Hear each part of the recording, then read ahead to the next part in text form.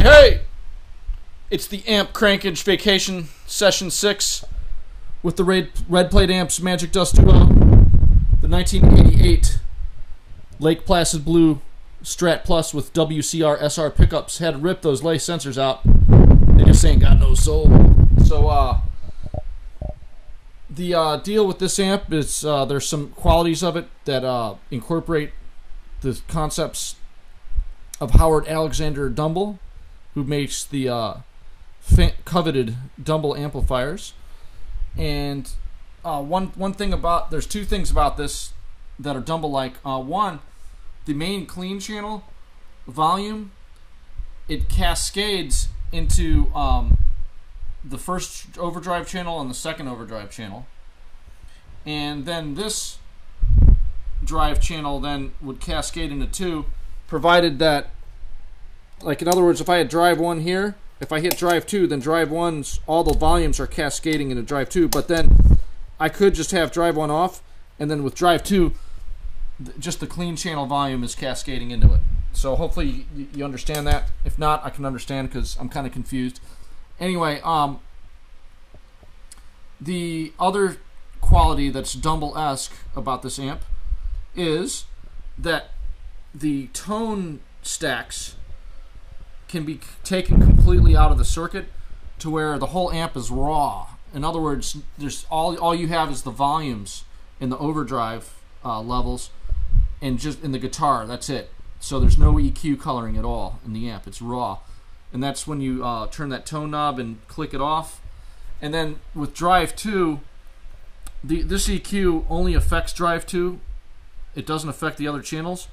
So in order to defeat the whole tone stack for drive 2, I have to take a further measure and then defeat it by clicking the bass amp off and then the bass knob off. And then something about this presence, it is global on all channels, but when you take that out, it makes it even rawer too. So you can go triple raw by the time you get to drive 2. Again, the settings are more or less the same on this amp. I did have bright 1 engaged. There's the volume, a little bit different from the last clip in session 5. Same amp. There's the drive 1 settings. And here's the drive 2 level settings. The EQ's irrelevant, and then the master's cranked. On the back, I had the again the thin. I thinned out the thick brown channel here, and then I have the smooth on actually because kind of counteracts the rawness of this amp. And there's the pedal that's used through this clip. Everything was done with the pedal. No punch-ins. I did track the rhythm all the way through with the pedal, and then on the solo, I tracked one track with the pedal. On the clean rhythm parts, I tried to match it with the clean lead part, and then when I went into drive 1, I would try to play drive 1 on lead, and then when I'd go into drive 2, every time you hear it getting real crunchy, it's drive 1 and drive 2 engaged at the same time. I didn't use one or the other. So I would go clean to drive 1, and then I would engage drive 2. So drive 2 is getting the clean channel and drive 1 cascaded.